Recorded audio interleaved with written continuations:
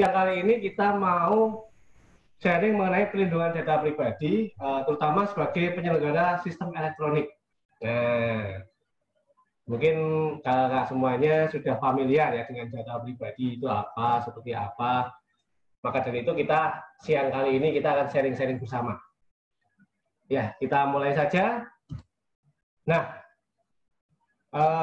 akhir-akhir ini kan kita bekerja dari rumah, sekolah dari rumah, semua dari rumah ya.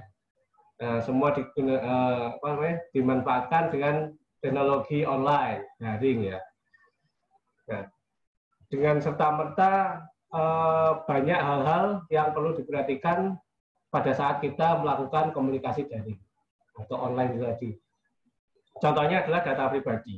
Nah, kemarin marak yang namanya penyalahgunaan data pribadi yang terjadi di beberapa platform media sosial maupun toko online ya. Contohnya di Bukalapak, kemarin ada akun Bukalapak yang disinyalir bocor dan dijual ke dark web ya, melalui dark web.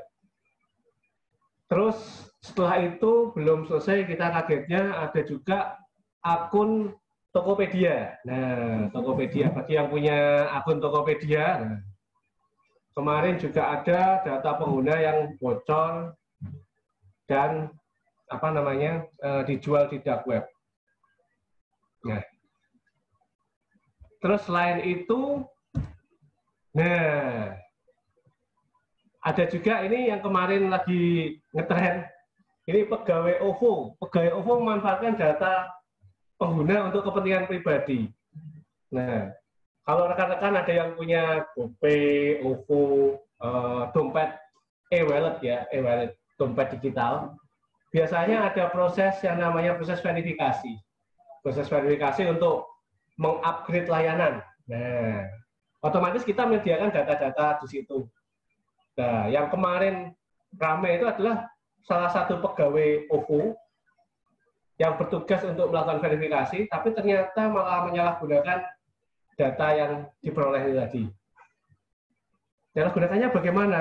Menyalahgunakannya itu dengan cara menghubungi di telepon yang tidak ada hubungannya dengan kepentingan dari OVO.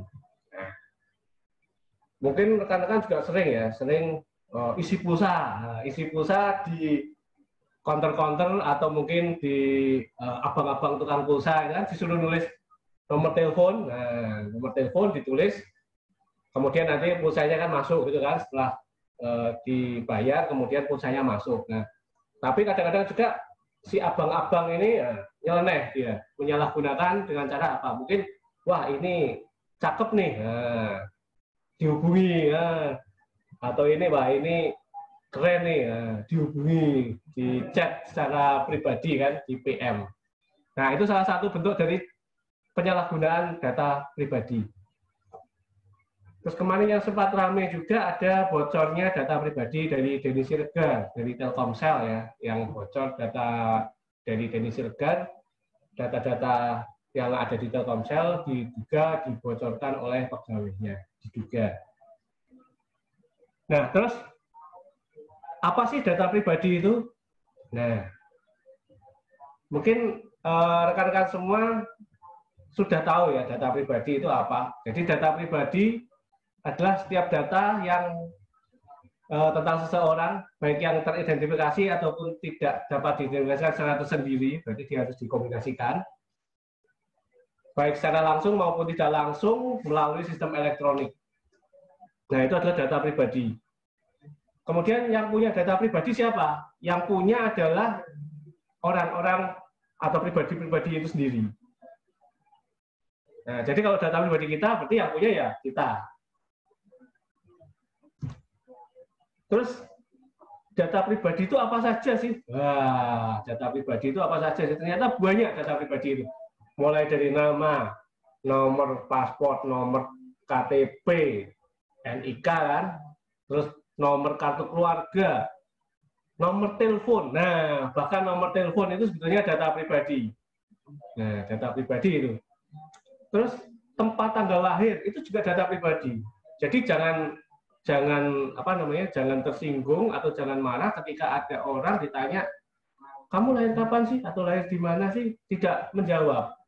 Berarti dia melindungi data pribadinya. Nah, terus NIK atau nomor KTP orang tua itu juga data pribadi. Itu antara lain itu, tapi tidak terbatas hanya 9 item ini saja. Sebetulnya masih ada yang lain atau kombinasi dari beberapa data tersebut. Terus apa sih yang bisa kita lakukan untuk menjaga data pribadi kita pada sistem elektronik? Nah, pasti kakak semua, rekan-rekan semua pasti sekarang menggunakan sistem elektronik ya. Entah itu berupa sistem informasi ataupun berupa platform belanja. Nah, yang perlu kita lakukan adalah yang pertama itu kita hanya memberikan data kepada pihak yang tepat, pihak yang kita percaya. Kalau tidak kita percaya bagaimana? Ya tidak usah kita berikan data kita. Contohnya, jadi gini, contohnya ketika ada booth, gitu kan, ada booth, buka booth transaksi gitu kan, mau daftar kartu kredit, gitu kan. Nah, mau daftar kartu kredit. Biasanya kan di mall-mall banyak itu kan, daftar kartu kredit, kartu belanja atau apapun itu. Nah, ketika kita nggak yakin mau daftar di situ, ya udah kita nggak usah berikan data kita di situ kan. Kalau kita pingin, sebetulnya saya pingin buat kartu kredit sih, atau kita pingin daftar sih lah. Bagaimana? Nah, kalau kita nggak percaya di situ, kita langsung saja ke sumbernya langsung. Jadi contohnya kalau kartu kredit diberikan oleh bank A, ya kita ke bank A. Kalau kita nggak percaya ada booth di situ, kita nggak yakin, kok nggak yakin ini kan. Ya sudah, kita langsung saja ke sumbernya. Nah, terus kalau dalam dunia digital, dalam dunia maya bagaimana? Pastikan kita memberikan data kepada pihak yang tepat bagaimana. Contohnya ketika kita membuka website, terus website itu nggak jelas, dia minta register. Kita harus register untuk meneruskan. Nah, kalau tidak jelas ya tidak usah kita lanjutkan. Buat apa kita lanjutkan kan? Nah, itu contoh-contohnya. Kemudian kita melakukan transaksinya itu harus melalui website yang terpercaya. Nah, mungkin kalau belanja mungkin sudah banyak ya yang tahu masalah Shopee, Tokopedia, penggunaan. Nah, kalau ada website yang baru, kita pasti tanda tanya, ini website ini reputasinya bagaimana. Nah, kalau kita tidak percaya, ya jangan lakukan transaksi di situ. Terus yang tidak kalah pentingnya adalah baca syarat dan ketentuan pada saat kita mengisi aplikasi. Pada saat kita mengisi formulir, ini kita harus baca. Kita harus baca seperti apa sih persyaratan, seperti apa sih yang akan dilakukan dengan data kita. Hak kita apa, terus hak dari pihak PSE, penyedia sistem elektronik, itu apa? Kita harus baca. Kelemahan orang Indonesia adalah malas baca. Ya, padahal semuanya itu ada di dalam itu tadi, term of condition atau syarat-syarat yang ada di sana. Terus ketika kita belanja, biasanya ini rekan-rekan yang cewek ini, belanja lewat platform media online. Kita pastikan kita cek kembali transaksi yang kita lakukan. Double cek dan dicek. Apakah benar itu transaksi kita? Apakah transaksi ini sudah sudah selesai atau sudah dilakukan atau belum? Pastikan dicek. Kemudian pada saat kita mendaftarkan diri dalam satu sistem elektronik, biasanya kita diminta untuk membuat akun, ada password-nya, ada kata sandinya, username dan password. Untuk pembuatan kata sandi atau password, itu pastikan menggunakan kata sandi yang kuat. Nah, kata sandi yang kuat seperti apa sih? Kata sandi yang kuat itu kata sandi yang merupakan kombinasi dari huruf, angka, maupun karakter jika diizinkan. Atau case sensitif. Case sensitif itu huruf besar dan huruf kecil. Terus hal yang lain adalah ketika kita menginstal aplikasi, pastikan hak aksesnya apa saja, izinnya apa saja. Biasanya kalau pakai gadget, pakai handphone itu kita install, kita cek dulu, karena tidak menutup kemungkinan aplikasi-aplikasi tersebut ditumpangi oleh aplikasi yang lain sehingga dapat mengambil data pribadi kita yang ada pada gadget kita. Nah, terus sebagai penyelenggara sistem elektronik itu tugasnya apa? Tugasnya apa? Jadi setiap penyelenggara sistem elektronik itu wajib untuk menjaga data pribadi yang dipasrahkan ke dia. Mulai dari pada saat dia memperoleh data, sampai data tersebut dimusnahkan. Nah, kita runtut satu persatu ya. Jadi ada proses apa saja sih? Mulai dari perolehan data. Nah, mulai dari perolehannya. Nah, mulai dari perolehan pengumpulan data pribadinya, itu proses pengamanan data pribadi yang dilakukan oleh penyedia sistem elektronik itu bagaimana? Penyedia sistem elektronik pertama itu harus mendapatkan persetujuan dari pemilik data. Nah, kita sebagai pemilik data, kalau kita daftar dalam suatu sistem elektronik ya, mungkin kita daftar Shopee, daftar email. Nah, ini kita pasti akan ada di situ ada apakah Anda menyetujui? Ya, harus dikonfirmasi dulu. Nah, itu tandanya bahwa sistem elektronik tersebut mengkonfirmasi persetujuan dari kita.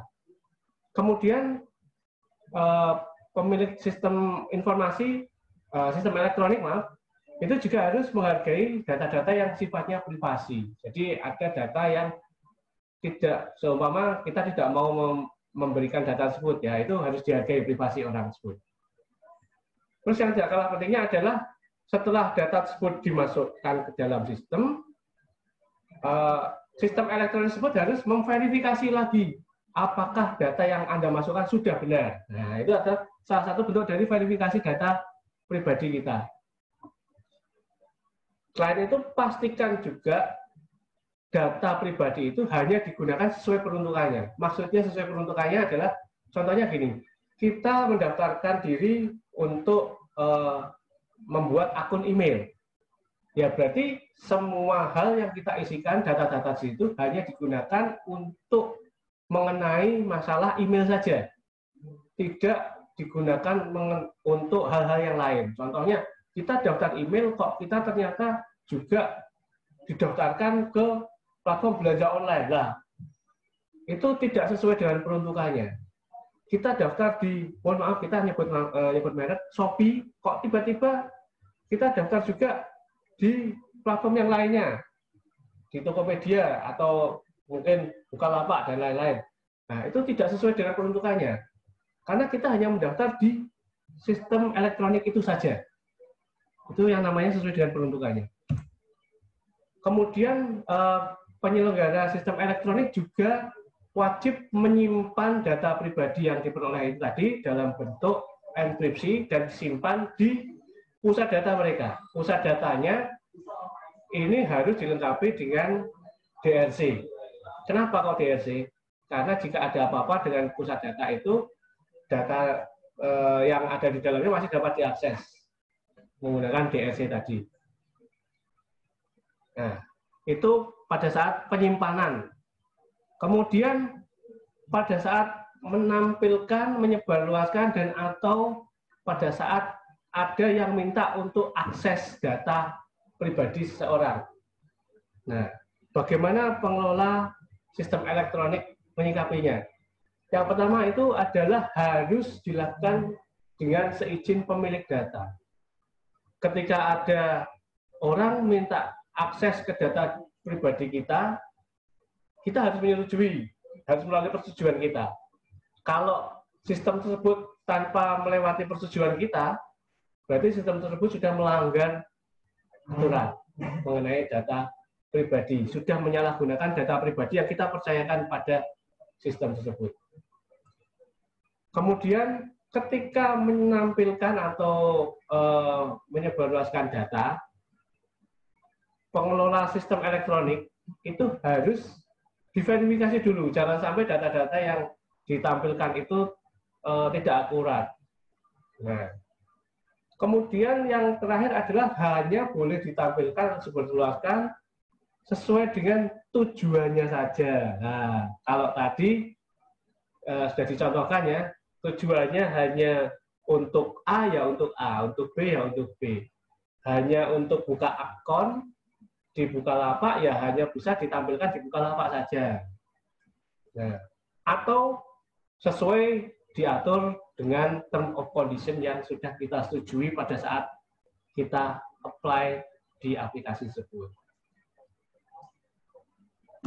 Nah, terus yang siklus yang terakhir yang harus diamankan oleh PSE, pengelola sistem elektronik, adalah pemusnahannya. Nah, pemusnahan data pribadi itu dilakukan setelah melewati masa simpan tertentu. Jadi pada saat kita mendaftar, biasanya ada term of condition, kita baca dulu situ pasti ada data pribadi, data-data akan disimpan di mana, terus selama apa. Nah, nanti data tersebut akan disimpan sesuai dengan masa simpan tersebut. Atau kecuali jika ada permintaan penghapusan atau pemusnahan dari pemilik data. Nah, kalau pemilik data sudah minta datanya dihapus, otomatis pengelola sistem elektronik harus menghapus data tersebut. Nah, itu dari proses pemusnahannya. Mungkin itu mengenai data pribadi pada pengelola sistem elektronik. Nah, mungkin akan dilanjutkan dengan sesi tanya jawab ini mungkin ya Kak ya. Saya kembalikan ke Kak moderator ini Kak. Monggo Kak. Ya, siap. Terima kasih Kak Bro yang sudah menyampaikan materinya sangat luar biasa sekali. Mulai dari apa itu pengertiannya, kemudian contoh-contoh dari data platform-platform yang sudah di-hack gitu ya Kak ya, kebocoran. Nah, ini ada pertanyaan yang masuk nih Kak. Ini dari pesertanya juga sangat luar biasa sekali. Karena ketika Kak Bro sedang menyampaikan materi pun sudah ada yang bertanya ini Kak. Ini ada dari Kak Doni Rudi Bintoro dengan pertanyaannya adalah Kak Bro tanya dong. Sekarang ini kan banyak layanan VPN untuk browsing. Nah, minta penjelasan dong Kak, apa kelebihan dan bahayanya menggunakan VPN, terutama untuk mengantisipasi penyalahgunaan data pribadi. Terima kasih. Ya, monggo dari Kak Bro. Langsung kita jawab, itu Kak? Ya, siap Kak. Oke, untuk Kak Doni Rudi Bintoro. Wah, penyedia layanan VPN. Nah, ini biasanya kalau VPN, jadi sebetulnya kalau kita ngomong VPN, biasanya orang konotasinya itu adalah hal-hal yang dalam tanda kutip krono gitu ya, atau dilarang gitu ya. Padahal sebetulnya VPN itu macam-macam. VPN itu kalau kita lihat dari pengertiannya kan virtual private network. Jadi jalur atau jaringan yang khusus atau privat menghubungkan antara satu titik dengan titik yang lain. Nah, kalau kemanfaatannya ya itu tadi. Kalau mungkin yang simple itu biasanya ada halaman website yang diblokir, mau bypass pakai VPN. Nah, itu salah satu pemanfaatannya. Tapi sebetulnya enggak itu saja VPN. Kan? VPN banyak dimanfaatkan untuk link tunneling antar kantor pada jaringan internet juga bisa. Jadi contohnya saya mau mengakses jaringan kantor secara aman, secara pribadi, secara aman kita masuknya lewat VPN walaupun koneknya melalui internet. Jadi kalau dibayangkan itu internet itu adalah sungai, VPN itu adalah pipa yang ada di dalamnya. Jadi kita lewat pipa itu, walaupun sama-sama lewat sungainya, tapi tidak dicampur dengan air sungai yang lain. Nah, terus kelebihannya apa? Kelebihannya dia bisa membypass beberapa hal-hal yang bisa tidak diperbolehkan ya. Karena sebetulnya tidak semua hal yang tidak diperbolehkan itu jelek. Nah, memang rata-rata jelek, tapi tidak semuanya jelek, gitu ya kayak. Terus kelebihannya itu terus kekurangannya apa? Maaf, bahayanya apa? Bahayanya. Nah, kalau kita pakai jalurnya orang yang punya jalur itu bisa mengintip data apa yang lewat. Nah, data apa yang lewat. Kalau yang kita lewatkan data biasa-biasa saja sih oke, nggak masalah. Tapi ketika kita melewatkan data-data tertentu yang dalam tanda kutip rahasia, contohnya login, kita login, username, password, set, enter kan, kita lewat jalur VPN, set, bisa dibuka situ. Nah, data yang dikirimkan itu situ bisa ada kemungkinan untuk dibuka, kemudian bisa dilihat isinya apa sih yang lewat situ. Otomatis si empunya juga bisa mengetahui apa yang lewat situ. Itu bahayanya. Apalagi ketika kita mengakses perbankan ya, nah, situs perbankan. Biasanya di situs perbankan ada peringatan tuh jangan akses melalui VPN karena ditakutkan hal yang seperti tadi itu kan. Ketika kita akses ada data-data yang bisa dilihat oleh pihak lain. Itu VPN. Jadi memang kalau dibilang VPN rawan untuk penyalahgunaan data pribadi, ya bisa seperti itu, tergantung VPN-nya. Kalau VPN-nya VPN kantor kita sendiri ya, kita percaya kan, kantor kita sendiri kan, yang aman-aman saja. Kalau VPN-nya VPN gratis, nah, no such thing as a free lunch, kalau katanya orang bule kan. Nah, itu. Wah, di sini ada juga yang lagi break, saya jadi ikutan ngiler ini. Ya, itu untuk VPN. Mungkin itu ada lagi yang mau ditanyakan.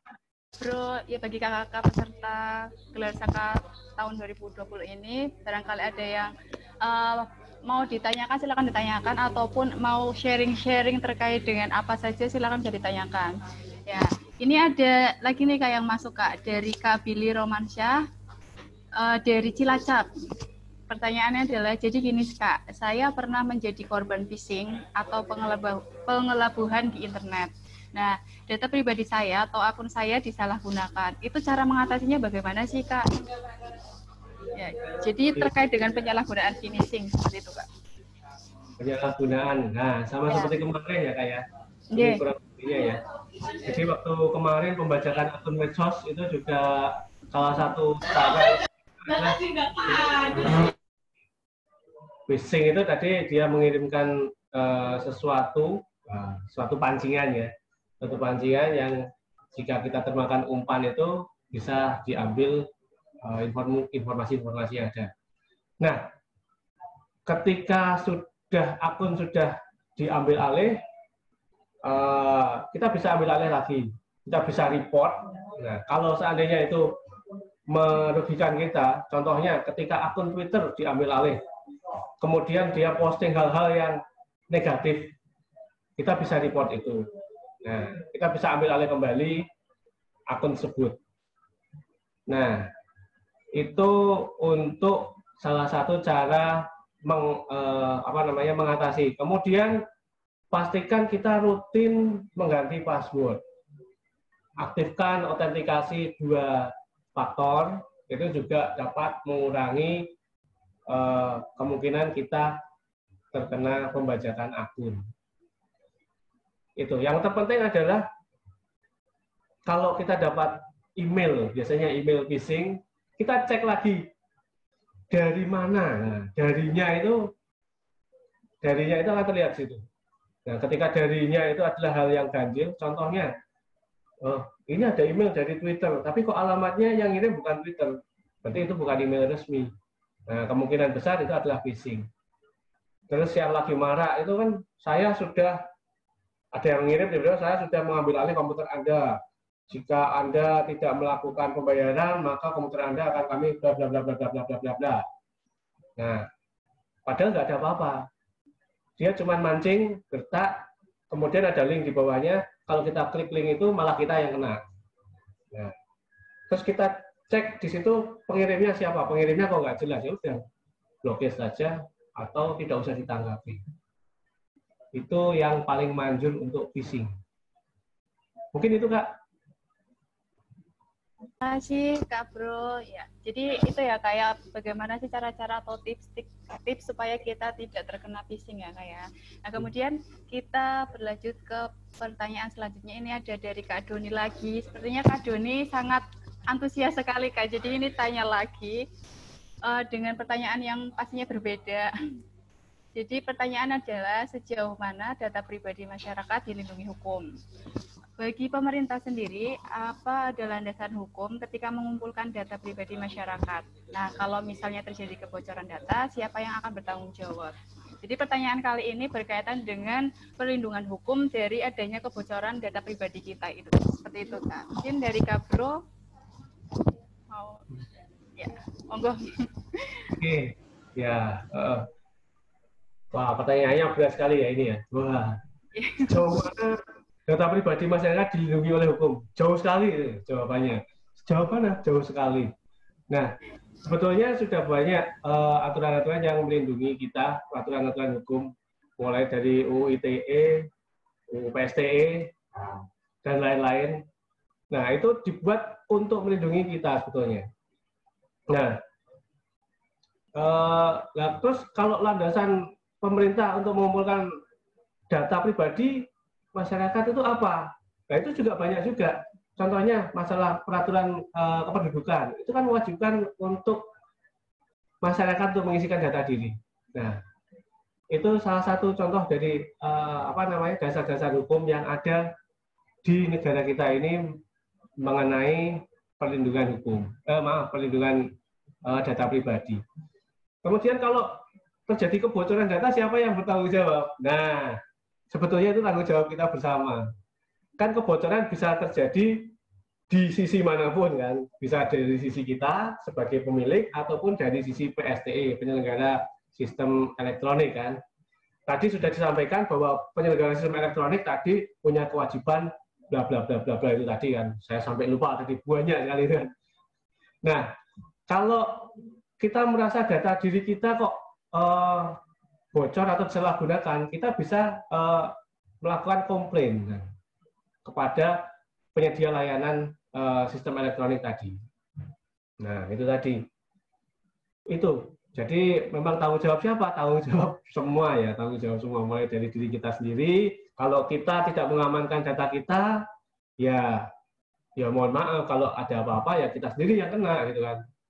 Itu contohnya. Mungkin itu Kak. Terima kasih Kak Bro. Jadi intinya itu kita harus lebih berhati-hati ya Kak ya terkait dengan data pribadi kita gitu. Jadi undang-undang. Oke, siap Kak. Ini ada pertanyaan lagi dari Kak Ari Widianto. Dengan pertanyaan adalah saat ini kan kalau mengaktifkan perdana seluler harus registrasi dengan menyertakan identitas diri. Aman nggak sih itu Kak? Terus kenapa banyak yang SMS dengan menawarkan kan ini itu ke nomor kita, padahal kita nggak kenal. Jadi ini terkait dengan pengaktifan kartu perdana seluler. Biasanya ketika aktif seluler, ketika kita sudah mengaktifkan banyak sekali SMS yang masuk. Mungkin itu juga sudah termasuk kebocoran apa tidak itu Kak? Pertanyaan yang bagus sekali ini Kak Ari. Nah, pada saat kita mengaktifkan kartu perdana, itu memang kita diwajibkan untuk mengaktifkan dengan menggunakan NIK dan nomor KK ya. Jadi nomor KTP dan nomor KK kita. Gunanya apa? Gunanya itu sebagai bentuk dari pendataan kita di sistem komunikasinya kan. Ketika kartu perdana itu kita aktifkan, kita bisa menikmati layanan seluler yang disediakan oleh penyedia. Nah, terus kalau ditanyakan apakah aman nggak sih? Nah, tergantung. Kalau Kak Ari ini kemarin ikut yang kelas kemarin, ada yang nanya, ibu saya beli kartu perdana karena ibu saya nggak bisa mengaktifkan, ibu saya ngasih kakak ke konternya. Nah, kalau seperti itu kira-kira aman nggak sih? Nah, itu sama seperti itu. Jadi balik lagi, aman nggak sih? Nah, keamanan itu sangat tergantung dari subjeknya. Jadi ketika kita aktifkan sendiri, dia akan relatif lebih aman.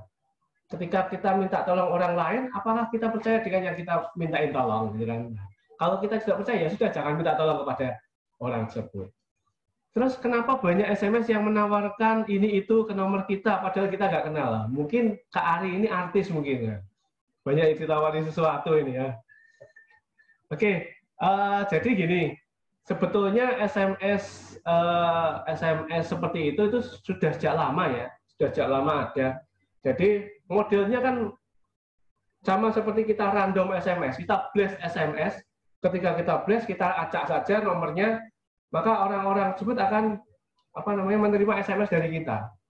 Nah kan kita nggak perlu kenal sama orang yang kita kirimkan kan. Contohnya saya blast nomor dari nomor belakangnya 1000 sampai belakangnya 2000. Saya nggak tahu nomor yang belakangnya 1000 itu siapa, si A, si B, si C. Saya nggak perlu tahu. Kita cukup blast saja seperti itu. Jadi belum tentu kita kenal. Nah itu hal yang berbeda. Itu mungkin Kak.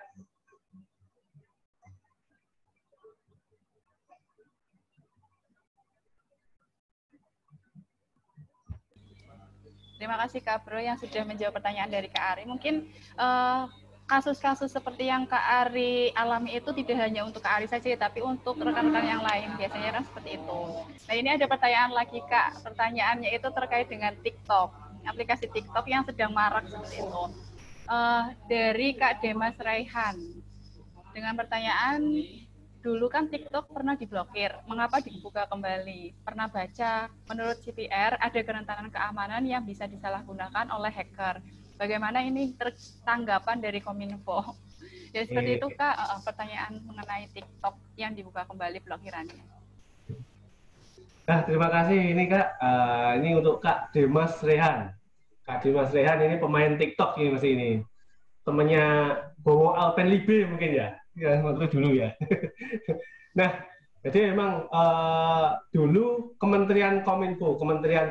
Jadi kalau kita lihat, kita ada yang namanya Kementerian Kominfo, ada yang namanya Dinas Kominfo Provinsi, ada yang namanya Dinas Kominfo Kabupaten Kota. Semua memiliki tugas dan kewenangan yang berbeda. Ya. Jadi ada kewenangan masing-masing. Yang blokir TikTok adalah Kementerian Kominfo. Nah, dulu pernah diblokir, sekarang dibuka lagi. Mungkin sudah dilakukan review ya, bahwa TikTok ini termasuk aplikasi yang bisa lebih banyak menguntungkannya. Jadi mungkin sisi benefit lebih banyak daripada sisi negatifnya. Oleh karena itu mungkin dilakukan pembukaan oleh Kementerian Kominfo. Terus mengenai celah keamanan. Kalau celah keamanan, penyedia aplikasi biasanya melakukan update berkala terhadap aplikasinya. Jadi ketika ada kerentanan timbul, idealnya pihak penyedia mengupdate aplikasi tersebut supaya kerentanan itu tertutup. Demikian juga TikTok. Mungkin Kak Demas bisa lihat kapan dia update terakhir. Di Play Store ada kan, last update kapan. Nah, kerentanan itu ditemukan kapan? Ketika kerentanan itu ditemukan lebih baru daripada versi atau update terakhirnya dari TikTok, mungkin bisa direport ke Google ya. Bisa direport agar di Play Store bisa diturunkan atau pengembangnya bisa langsung menindaklanjuti. Itu, mungkin itu Kak. Ya, terima kasih Kak Bro. Ini pertanyaan selanjutnya itu ada dari Kak Abdurrahman. Ini sebelum pertanyaan sepertinya ada awalannya ini. Hehe, itu pertanyaan saya kemarin jadi malu. Mungkin Kak Abdul, ini saya mau ngelawak tapi takut salah, jadi nggak usah deh. Kita ke pertanyaan langsung aja Kak. Kak mau tanya bagaimana prosedur ketika kita hendak melakukan aduan. Jadi seperti yang SMS spam terjadi. Nah, bagaimana prosedurnya untuk mengadu nomor tersebut karena sangat mengganggu. Seperti itu Kak. Aduan SMS ya? Iya. Oke, kalau nggak salah itu dulu ada kok nomor untuk mengadukan. Nah, mengadukan SMS aduan. Sebentar. Mana itu?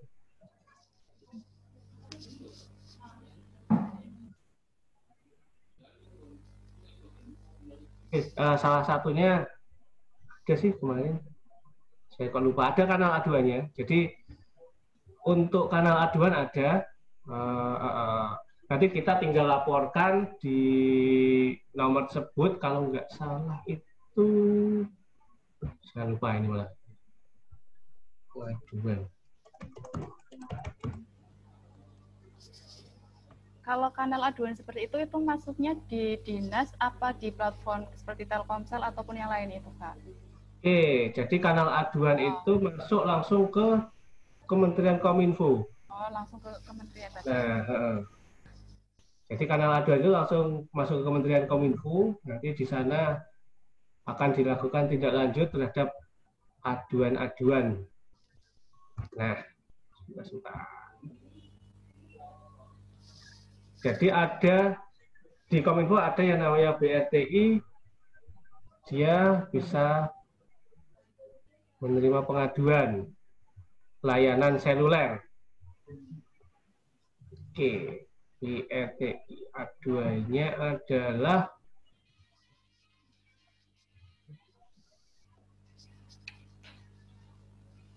lewat Twitter, bisa lewat Twitter, aduan BRTI. Aduan BRT, @aduan BRTI.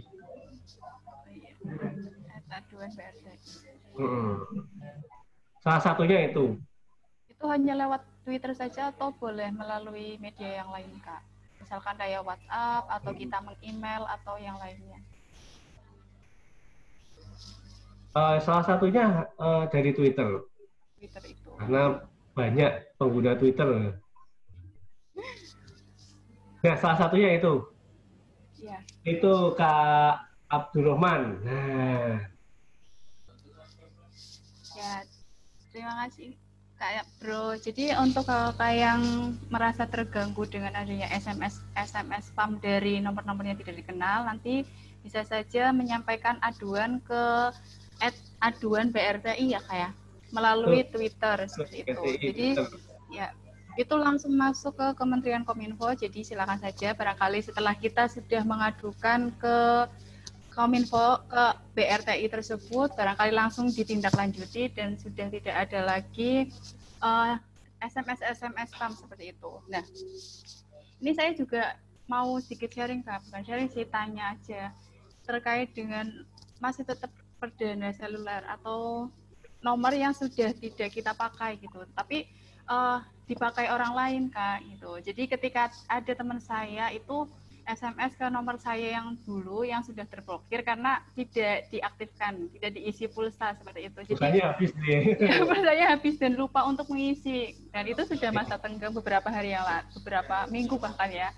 Jadi itu bagaimana sih Kak itu? Apakah ketika saya pengen menghanguskan nomor itu harus melalui plafon yang mengeluarkan atau bagaimana? Kok bisa sampai nomor saya yang dulu itu dipakai oleh orang lain seperti itu?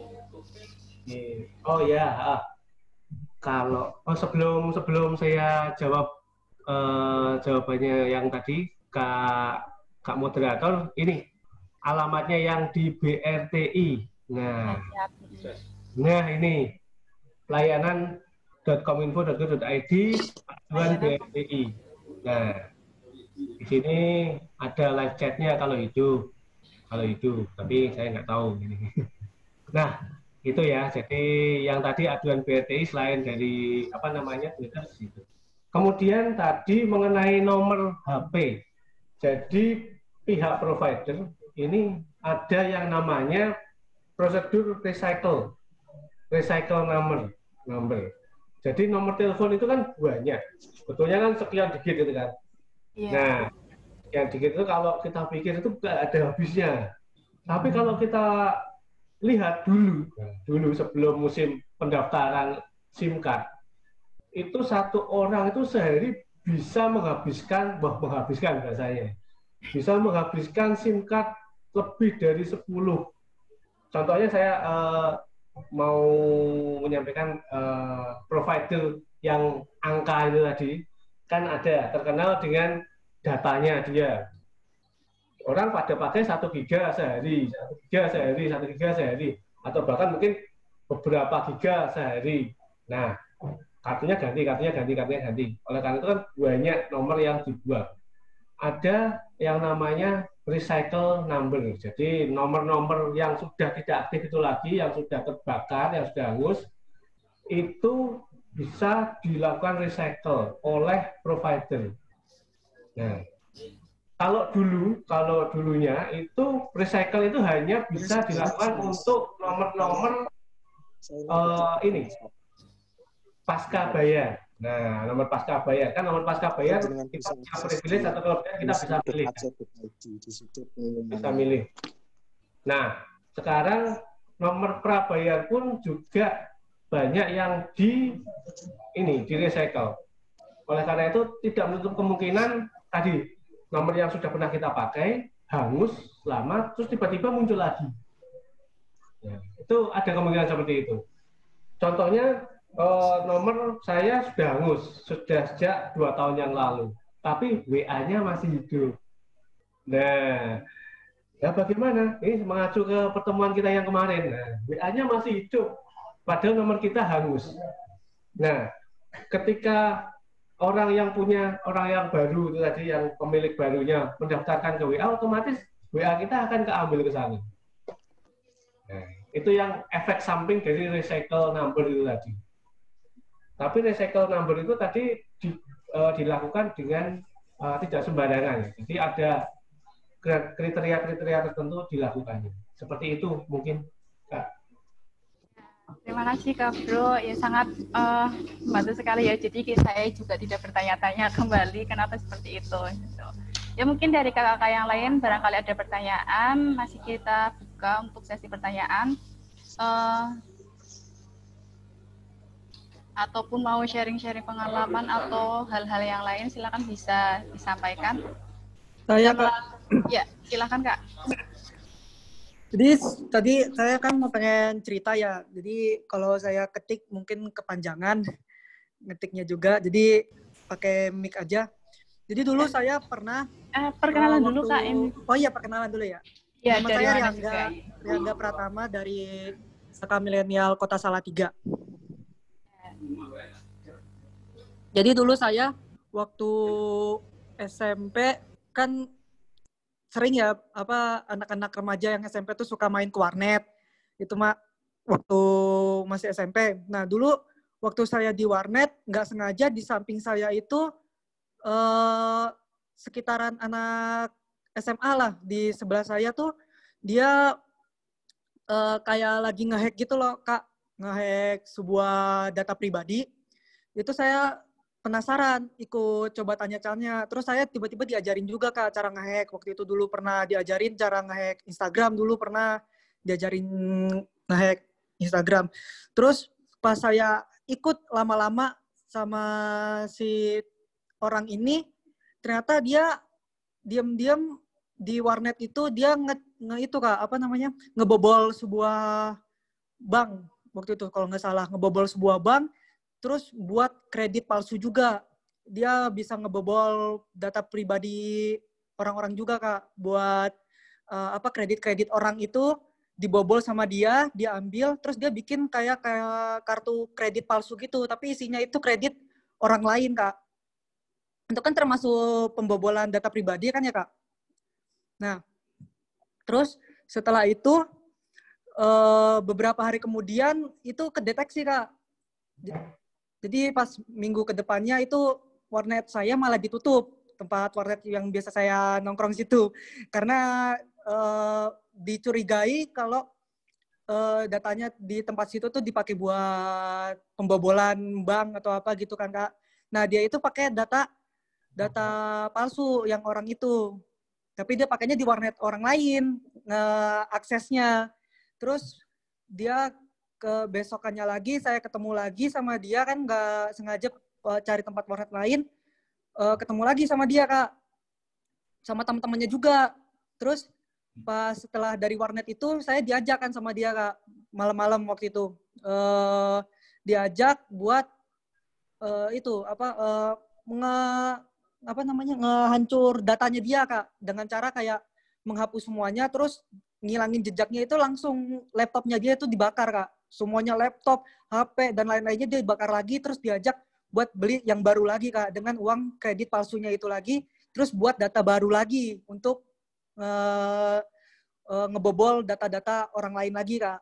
Nah, setelah menjelang beberapa bulan, saya udah nggak pernah ketemu lagi tuh, Kak, sama temen-temen saya yang tadi itu, yang ngehack dan ngebobol bank itu.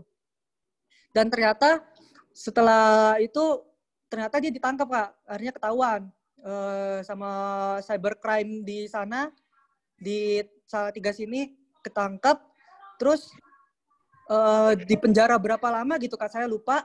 Tapi yang saya sangat sayangkan itu, dia itu sangat berpotensi, Kak. Dia berpotensi dalam bidang elektronik. Dia pintar juga, Kak. Dia punya banyak ilmu lah kalau dalam elektronik itu, padahal bisa digunakan untuk negara kita, Kak. Kalau mau pengen untuk itu berguna gitu loh. Negara ini kan membutuhkan orang-orang yang seperti itu juga di masa-masa sekarang ini. Tapi yang alasan saya pernah tanya alasannya kenapa kok dia malah melakukan seperti itu, karena dia kecewa sama pemerintah, Kak. Soalnya dia pernah bekerja juga di pemerintah, tapi gajinya dia itu, pokoknya dia itu nggak mencukupi. Jadi itu membuat dia untuk melakukan hal yang seperti itu. Padahal potensi dia itu sangat besar, Kak. Nah, jalan keluarnya dari Kakak Kominfo ini, orang-orang yang seperti itu baiknya diapakan, biar mereka itu yang punya yang punya kemampuan seperti itu, mempunyai potensi yang lebih luas lagi, lebih itu lagi bisa terasa gitu loh, Kak, dengan baik, yang jalan yang benar. Mungkin itu pertanyaan saya, Kak.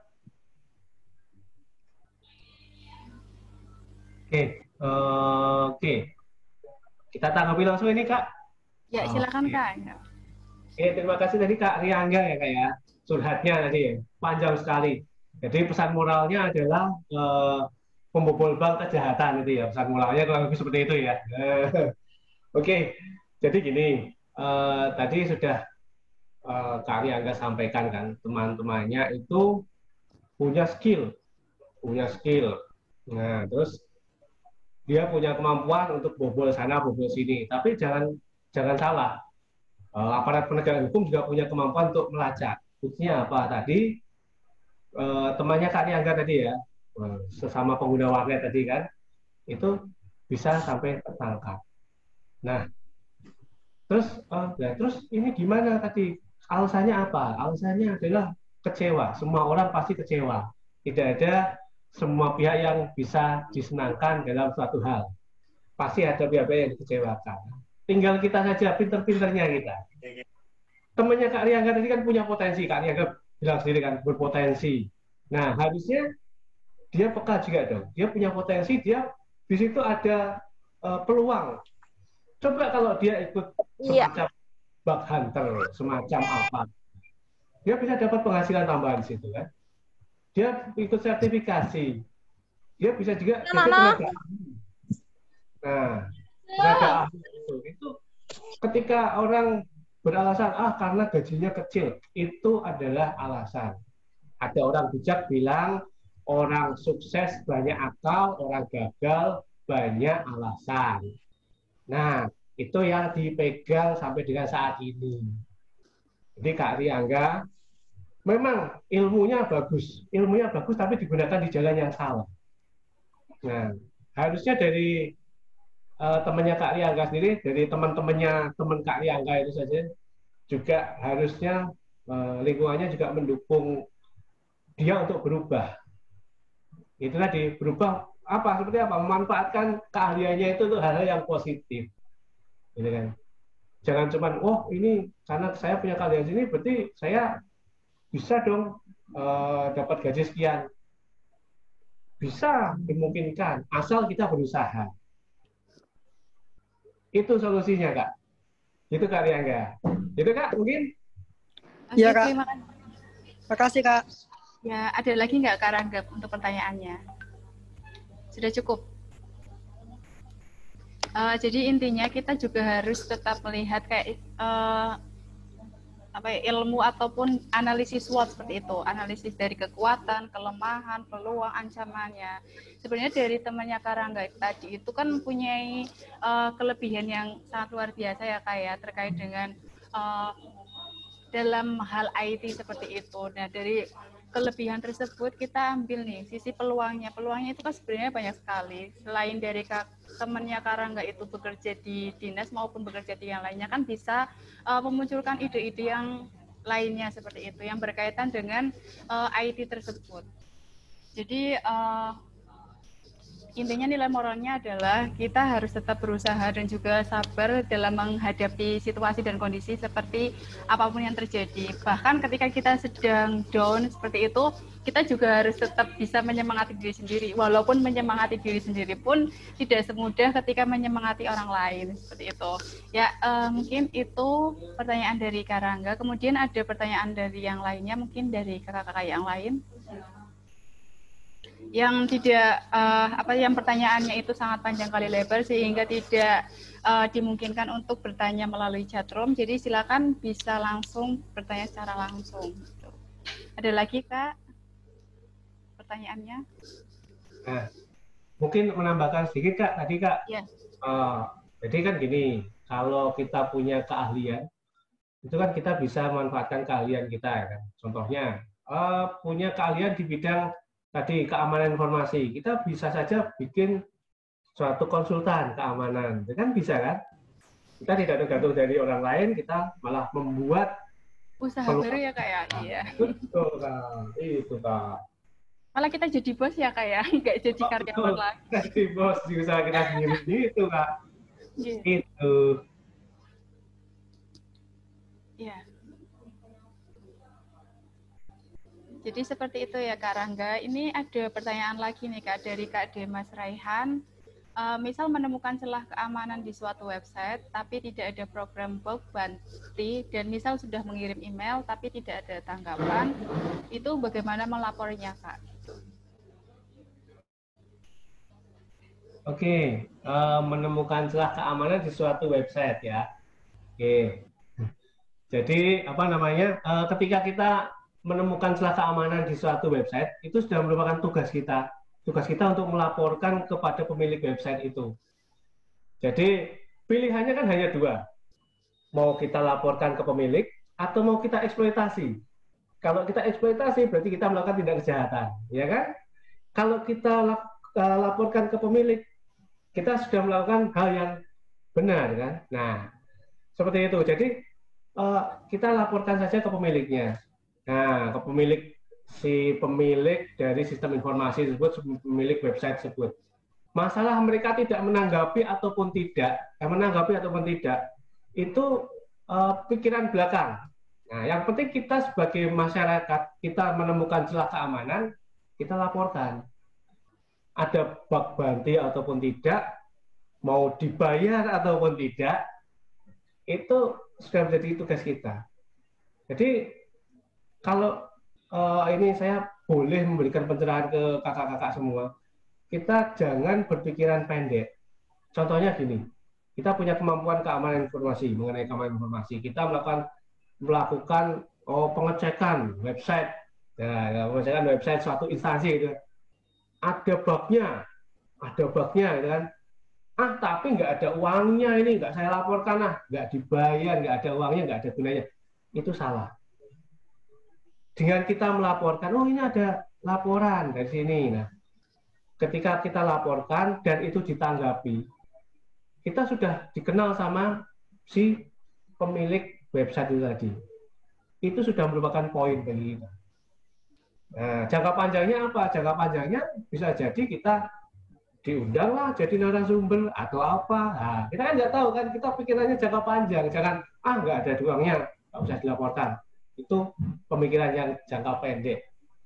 Nah, itu tadi. Jadi kita kalau ada celah, kita temukan celah, kita laporkan. Masalah ditindaklanjuti atau tidak, itu menjadi tanggung jawab. Ketika kita sudah melaporkan, itu menjadi tanggung jawab dari pemilik sistem untuk mengupdate. Itu, Kak. Terima kasih Kak Bayu. Berarti intinya itu kejujuran dari kita juga sih kayak yang menemukan celah dari website tersebut. Jadi ketika kita sudah menemukan atau menemukan celah yang bisa untuk dibobol dalam tanda kutip itu, kita segera melaporkannya ke yang bersangkutan, pihak yang bersangkutan seperti itu. Jadi informasi-informasi yang bisa dihack dalam tanda kutip itu bisa terminimalisir seperti itu ya Kak ya. Ya mungkin dari kakak-kakak yang lain ada yang mau ditanyakan? Mungkin pertanyaannya ada yang belum tersampaikan atau terjawab, silakan. Ini dari Kak Miftahul Huda, silakan Kak bertanya secara langsung saja. Silakan Kak Miftahul Huda. Ini dari Batang sepertinya ya. Audionya masuk nggak Kak? Agak dikerasin lagi Kak. Oke. Ya. Halo, masuk Kak? Sudah masuk Kak. Jadi apabila ada seseorang kita melihat sedang terjadinya pembobolan data pribadi terhadap seseorang atau website tertentu, apabila kita ingin melaporkannya itu stepnya itu seperti apa Kak? Harus melaporkan langsung ke Kominfo atau lewat polisian atau bagaimana? Mohon Kak. Ya ini Kak Miftahul Huda ya. Jadi pertanyaannya itu Kak terkait dengan teknis ataupun prosedur ketika kita ingin melaporkan adanya pembobolan data pribadi. Mungkin Kak Bro langsung menjawab. Oke. Nah, pertanyaan yang bagus nih Kak Miftahul Huda. Nah, pertanyaannya adalah ketika kita menemukan seseorang yang melakukan pembobolan, berarti dia sudah melakukan tindak kejahatan kan? Nah, karena dia sudah melakukan tindak kejahatan, berarti kita harus lapor ke aparat penegak hukum. Nah, terus langkahnya bagaimana? Nah, kalau kita mau melaporkan, itu pasti kan kita harus punya buktinya dulu. Nah, seperti itu. Jadi, kalau kita melaporkan seseorang tanpa bukti, laporan kita nggak akan diterima. Gitu, Kak. Jadi, pastikan kita dapat bukti, baru kita laporkan. Itu, Kak. Oke, siap. Terima kasih, Kak Bro. Sudah cukup, Kak Miftahul Huda, atau masih ada yang mau ditanyakan lagi? Ya, jadi ketika kita ingin melaporkan ke pihak yang berwajib itu kita harus mempunyai bukti yang cukup ya Kak ya, sehingga dari pihak yang berwajib pun percaya gitu, sehingga kita bisa langsung mendapatkan tindak lanjut ketika ada yang mau melakukan pembobolan seperti itu. Mungkin ada pertanyaan lagi dari kakak-kakak yang lain?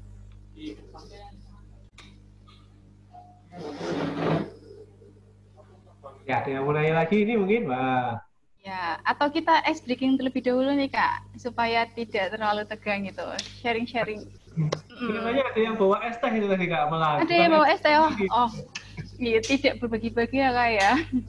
Iya, ini Kak. Kita lakukan ice breaking terlebih dahulu ya Kak, sebentar, sembari menunggu kakak yang lain barangkali ada yang mau ditanyakan ataupun mau sharing pengalaman gitu. Ya mungkin dari kakak yang lainnya silakan untuk kamera videonya bisa diaktifkan terlebih dahulu, supaya dari saya dan Kak Bro pun bisa melihat wajah dari kakak semua, wajah ganteng dan juga wajah cantiknya. Ya silakan bisa ditampilkan terlebih dahulu, di kameranya diaktifkan. Ya, ini kita sembari mengecek kefokusan ya Kak ya, karena kita sudah 1 jam bersama di siang hari ini. Silakan yang belum, ada dari Kak Penny, Kak Risna, Kak Ade Diki. Silakan untuk kamera videonya bisa dinyalakan gitu. Jadi ketika kakak sedang minum ataupun makan bisa kelihatan. Jadi kita yang melihatnya pun ikut, yang awalnya haus jadi tidak haus, yang awalnya lapar jadi tidak lapar, seperti itu. Ya, silakan untuk dinyalakan terlebih dahulu kamera videonya. Ya, jadi permainan kita pada siang hari ini adalah tes kefokusan Kak.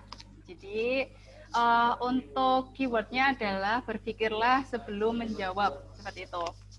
Jadi di sini saya punya 3 benda, saya contohkan ada 3 benda. Ini ada benda pertama, benda kedua, dan benda ketiga. Gitu. Jadi kakak-kakak diingat-ingat kembali sebelum menjawab adalah berpikirlah sebelum menjawab. Tuh. Saya contohkan terlebih dahulu.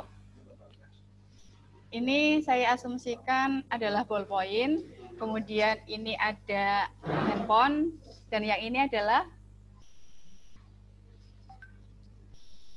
kertas seperti itu. Kertas. Nah, nanti permainannya adalah kakak-kakak ketika saya menunjuk benda yang ketiga tidak saya sebutkan nama bendanya, silakan bagi kakak-kakak yang saya sebutkan namanya untuk menjawab ini benda apa gitu ya. Seperti itu bisa dipahami ya Kak ya permainannya gitu, ice breaking kita pada siang hari ini. Jadi intinya adalah untuk menguji kefokusan dari kakak-kakak semua gitu. Nah ketika saya tunjuk kakak bisa menjawab, nanti saya kasih hadiah gitu, kasih applause. Tapi ketika kakak tidak bisa menjawab, berarti nanti ada hukumannya, ada punishment-nya. Nah punishment-nya silakan kakak-kakak bisa memperkenalkan diri dan juga barangkali mau nyanyi-nyanyi ataupun mau cari jodoh silakan gitu. Ya, sudah siap semua Kak? Kalau sudah siap silakan bisa acungkan jempolnya. Ya. Sudah siap? Sudah ya. Jadi kita mulai permainan kita pada siang hari ini gitu. Permainannya adalah adu kefokusan dari kakak-kakak. Jadi kita mulai. Ini saya asumsikan terlebih dahulu, ini adalah sepeda motor dan ini adalah mobil. Sedangkan yang ini, ya silakan Kak Ari Widianto. Ini apa Kak? Ya silakan bisa di terlebih dahulu. Ya. Ini Kertas. Apa, Kak? Kertas. Salah Kak. Jawabannya bukan kertas. Jawabannya adalah komputer. Bisa. Ya bisa, karena seperti itu jawabannya gitu. Oh iya. Ya. Nanti saya kasih jawabannya itu nanti di akhir gitu. Jadi silakan Kak Ari berhubung jawabannya salah, silakan bisa perkenalan diri terlebih dahulu. Silakan cari jodoh, Mas.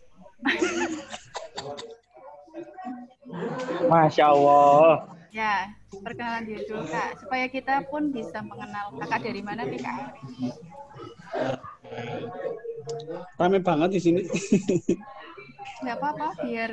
Oke, perkenalkan nama saya Ari Widianto dari Cilacap. Saya di Dinas Komunikasi dan Informatika Kabupaten Cilacap. Saya dulu aktif pramuka waktu SMA sampai dengan kuliah lah di Dewan Kerja Ranting sampai DKR. Sampai DKR. Saya malah tidak sampai ke DKJ itu Kak, DKN. Kenapa? Tidak sampai ke DKJ, DKD ataupun DKN. Cuma di DKC. Oh, di DKJ aja. DKC, ya. Ya. DKC Sokaraja, di Sokaraja malah. Sokaraja. Ya. Ranting Sokaraja. Rantingnya. Jadi saya tua di pramuka sebenarnya. Oh, ketuanya. Ketua DKN-nya ya, Kak ya? Iya, dulu saya tahu DKN Sokaraja. 2 tahun selesai, terus sekarang sudah nggak aktif lagi. Mau nanya apa ya?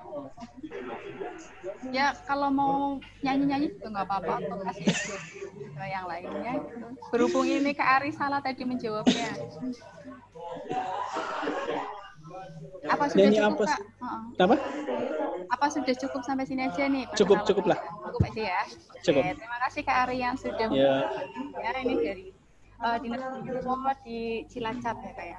Oke, kita ke selanjutnya ya Kak ya. Kita sudah siap semua, jadi saya kasih clue lagi. Kuncinya adalah berpikirlah sebelum menjawab. Jadi sebelum saya kasihkan lagi ini apa-apa, silakan kakak bisa fokus terlebih dahulu. Seperti itu ya. Kita mulai ya Kak. Kita asumsikan ini adalah tempat makan. Ini adalah botol dan ini adalah dari Kak Sabto. Ini apakah Sabto?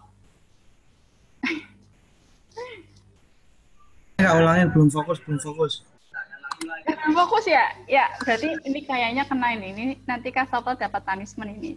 Ulangi tuh. Sudah tidak bisa, harus fokus kan. Ini namanya juga permainan uji kefokusan. Ini namanya apa Kak Sabto? Mungkin dia lapar.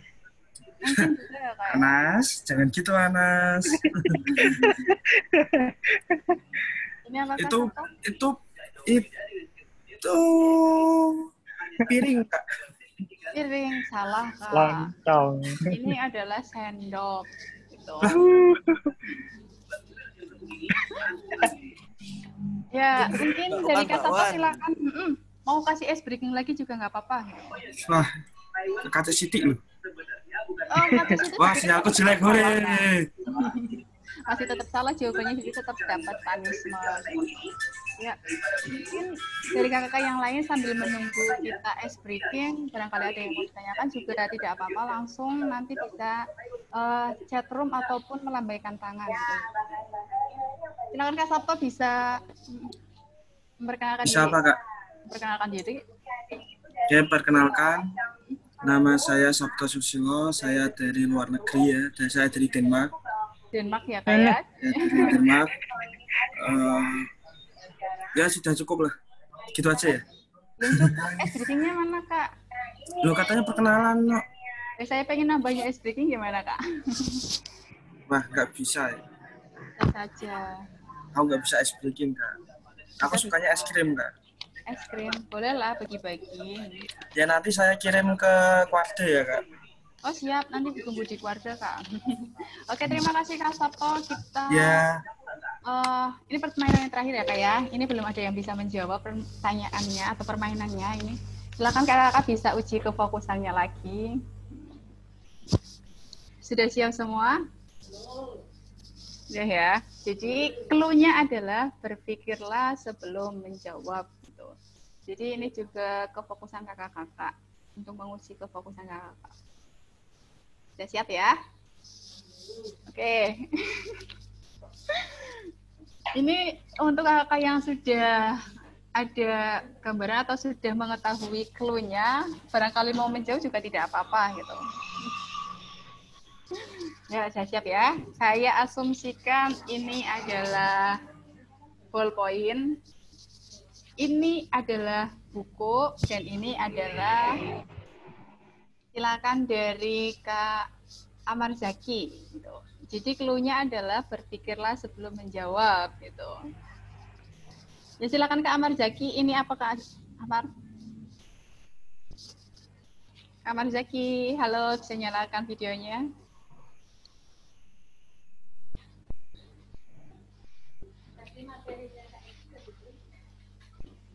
Sepertinya Kak Amar Zaki sedang di luar gitu. Jadi kita beralih ke Kak Billy aja, Kak Billy Romansyah. Tadi apakah ini Kak? Tip X, Kak. Tip X. Iya. Salah Kak. Jawabannya bukan tip X. Tapi Apa? jawabannya adalah sepatu. Hah? Sepatu, jawabannya sepatu. Iya. Ya silakan Kak Billy bisa ice breaking ataupun yang lainnya. Perkenalan aja ya, Kak. Perkenalan ya boleh. Jadi setelah Kak Billy memperkenalkan, saya kasih jawabannya, kunci jawabannya gitu. Perkenalkan, nama saya Billy Romansyah dari Cilacap, Pangkalan SMK Negeri 1 Wanarja. Wanarja, wah ini dari Cilacap lagi ya. Setelah tadi dari Dinas Kominfo Cilacap, ini dari SMK-nya. Ya terima kasih Kak Billy. Jadi saya kasih apa ya keywordnya, bukan keyword sih, tapi jawabannya. Jadi pertanyaannya, bukan pertanyaan, tapi clue-nya itu berpikirlah sebelum menjawab. Ingat, berpikirlah sebelum menjawab. Menjawab. Iya, jadi jangan langsung dijawab, tapi berpikir dulu gitu. Paham nggak Kak? Jadi pahami ya? Jadi intinya itu ketika kakak-kakak mau menjawab itu jangan lupa untuk berpikir gitu. Jadi dengan ekspresi yang apa aja gitu. Jadi inti clue-nya itu adalah berpikirlah sebelum menjawab, jangan langsung dijawab. Ketika kakak langsung menjawab berarti itu salah gitu. Karena clue kita itu adalah berpikirlah sebelum menjawab. Seperti itu ya. Oh. Ya sudah paham, sudah mudeng, apa masih mubeng-mubeng? Baru paham. Mudeng. Mudeng ya. Oke, siap. Ya, untuk ice breaking-nya saya cukupkan ya, Kak ya. Kita lanjut ke materinya. Ya, silakan untuk sharing-sharing atau sesi tanya jawab masih kita buka. Dari kakak barangkali ada yang mau ditanyakan silakan terkait dengan data pribadi. Gitu. Silakan dari kakak-kakak. Ada lagi yang mau ditanyakan itu? Jadi Kak, Bro menindaklanjuti, bukan menindaklanjuti sih ya, apa ya? Sedikit sharing aja terkait dengan VPN. Dari VPN itu kan ternyata dari masyarakat umumnya itu masih berpikiran cara istilahnya itu belum luas literasinya gitu. Jadi dari kita kan masyarakat menganggapnya itu bahwanya kesannya VPN itu untuk situs ataupun situs-situs yang tidak baik gitu. Tetapi pada kenyataannya itu bisa juga untuk hal-hal yang baik seperti itu. Jadi untuk literasi dari kita pun ternyata masih sangat dangkal seperti itu. Jadi kita di sini pun harus tetap menambah wawasan kita walaupun kita sudah menambah pengetahuan melalui sekolah-sekolah maupun pada perguruan tinggi. Jadi ilmu itu tidak hanya didapatkan dari lembaga kependidikan, tetapi dari hal-hal yang lain seperti itu. Ya silakan ada. Ya kan? Ya sharing masalah VPN ya. Sharing ini kan sebetulnya rekan-rekan semua mungkin familiar dengan VPN. Digunakan untuk mengakses mungkin situs A, B, C, gitu kan. Tapi sebetulnya VPN itu tujuan utamanya adalah membuat jalur sendiri. Dari jalur sendiri itu tadi yang menghubungkan dari satu titik ke titik yang lain, itu dia bisa lewat internet. Jadi dia membuat jalur yang terpisah. Jadi contohnya gini, contohnya saya mau mengakses kantor saya yang ada di Jakarta. Tapi kantor saya yang ada di Jakarta ini itu hanya bisa diakses jika melalui kantor Semarang. Nah bagaimana? Nah, salah satunya adalah dengan VPN itu tadi. Kita buat VPN, kita tunneling dari sini, dari saya di rumah mungkin kan, akses dulu ke Semarang, kemudian dari Semarang ke Jakarta. Itu adalah salah satu fungsi dari VPN. Kan contohnya sama seperti kalau kita mau mengakses situs A, gitu kan? Situs A di Indonesia ini, itu situs A tidak boleh diakses. Ya. Kita pakai VPN, dia mengaksesnya seolah-olah bukan dari Indonesia, seolah-olah dari negara lain, sehingga hal-hal yang tidak boleh dilakukan itu tadi, tidak boleh mengakses tadi, bisa lolos. Nah itu fungsi utamanya sebetulnya itu adalah menghubungkan dari satu titik ke titik yang lain. Itu Kak, jadi Kak. Oke siap, Kak Bro. Kemudian ini yang menarik ini Kak, ini kan rekan-rekan yang ada di sini kan, kakak yang ada di sini kan dari strata SMA ya Kak ya? Iya, ada yang dari SMA, ada yang sudah kuliah, ada yang di dinas. Sudah kuliah, ada yang kerja, nah, ini terutama rekan-rekan yang masih SMA ini kan, ya, biasanya kalau apa namanya kok jadi koordinator buku tahunan, ya, buku kenangan, ya, buku kenangan. Terus kemudian kita diberikan data-data pribadi, walaupun sebetulnya datanya yang diminta hanya ABC karena kita jadi panitia. Nah, jadi panitia kita mintanya DEFG sampai nama tetangga juga diminta. Ya. Nah, itu salah satu contoh dari penyalahgunaan data pribadi. Jadi data pribadi yang diberikan itu hendaknya hanya sesuai dengan yang diperuntukkan. Terus mungkin kita besok bekerja sebagai salah satu contohnya yang tadi yang OVO ya. Kita besok bekerja di perusahaan yang punya data, mungkin di perbankan. Kita punya akses untuk melihat data nasabah. Nah, ketika kita mengambil data tersebut, terus kita gunakan untuk kepentingan kita sendiri, contohnya, wah ini nasabah ini kok cakep, saya cari nomor teleponnya, saya kontak. Itu sudah merupakan penyalahgunaan data pribadi. Nah, ini terutama cowok-cowok ini ya. Nah, Seperti itu. Terus ya apa namanya, banyak penyalahgunaan data pribadi yang sehari-hari kita lakukan tanpa kita sadari. Contohnya, ada orang tanya nomor telepon. Nah, nomor telepon.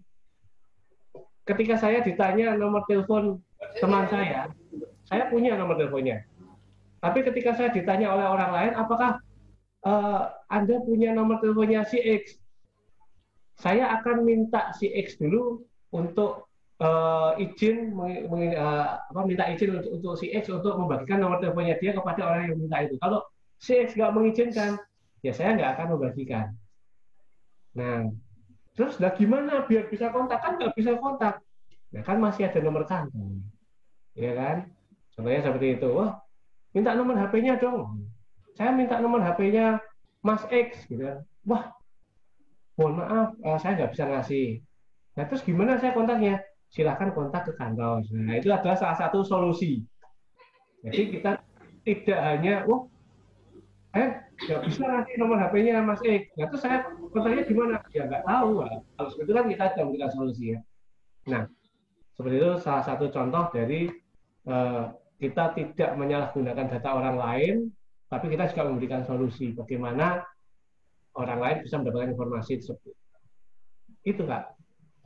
Siap, Kak Bro. Ya, mungkin dari kakak yang lain ada yang mau ditanyakan atau sudah cukup?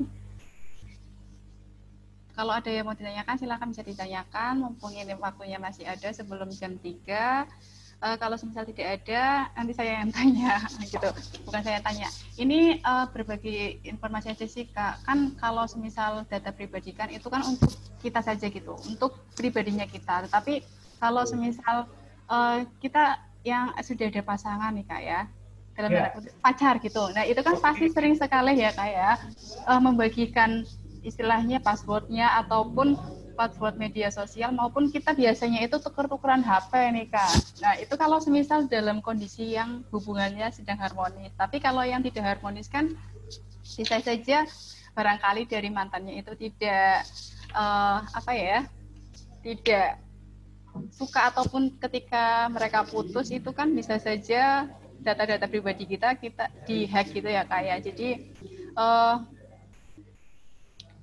dari mantannya itu istilahnya menyebarkan informasi ataupun berita-berita yang tidak baik, itu sebenarnya baiknya itu gimana sih, Kak, gitu? Itu berarti istilah kerennya barisan sakit hati gitu ya, Kak ya? Iya, Kak. Itu kalau semisal masih ada demikian. Ini soalnya kan kalau remaja-remaja biasanya kan seenaknya sendiri ya, kayak berbagi privasi-privasi gitu itu. Tapi kalau misalnya sudah istilahnya pikirannya sudah jauh ke depan, itu kan pasti tidak mudah sekali untuk memberikan privasi ke orang lain walaupun itu pacarnya sendiri. Sebelum sah dalam tanda kutip menikah seperti itu ya, kayak itu baiknya gimana, Kak? Barangkali Kak Bro mau menyampaikan tips saran gitu bagi anak-anak muda yang seperti itu. Rekan-rekan yang masih galau ya, kayak. Iya.